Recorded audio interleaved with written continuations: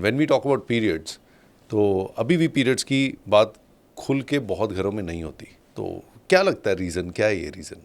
जैसे आपने कहा, आई थिंक एक तो बहुत सारे टॉपिक्स ऐसे हैं जो इंडिया में हम थोड़ा ज़्यादा सेंसिटिव समझते हैं, और साथ ही because it's a biological thing and I don't know how it started. There are many theories of like, okay, some of these like myths or taboos that have been carried forward. इसका कुछ ना कुछ पहले शायद logic रहा हो कि अगर हम कहते हैं कि लड़कियों को कई घरों में अलग रूम में या कुछ ना कुछ नहीं टच करना, तो मे बी वो किसी उस तरह से शुरू हुआ हो कि उन्हें उन दिनों रेस्ट करने को मिले, they are able to have some time for themselves. और इतने सारे चेंजेस हो रहे हैं बॉडी में, या if they are feeling down, अगर उन्हें क्रैम्प्स हो रहे हैं तो उन्हें थोड़ा टाइम मिले कि वो रेस्ट करें और घर का काम नहीं करना पड़े।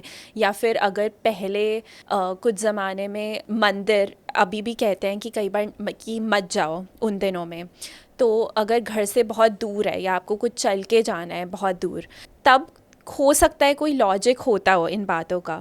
पर जैसे जैसे जनरेशन बाय जनरेशन ये पास ऑन होता गया है, आई थिंक ये मिथ ही बन गई हैं, और एक उसके अराउंड ही हमने साइलेंस का कल्चर जो बन गया है, वो चेंज करना एक बार वो बन जाता है बहुत मुश्किल होता है। तो किसी भी ऐसे बात पे चेंज लाने में बहुत टाइम लगता है। आपने जब बात की कि कहा जाता है कि उन दिनों में मंदिर नहीं जाना चाहिए, एक तो उन दिनों में सीधा क्यों नहीं बोलते कि पीरियड्स के दिनों में? पीरियड्स के दिनों में या महावारी, जो भी वर्ड महावारी, यूज़ कर हाँ सकते जी। हैं। तो अगर हम on the contrary, Kamakhya Devi temple है जहाँ पे मतलब पूजा जाता है उन्हें और इस चीज़ के लिए, तो ये क्या, एक तरफ कहते हैं कि मंदिर नहीं जाना, दूसरी तरफ हम पूज भी रहे हैं, तो have you ever questioned this?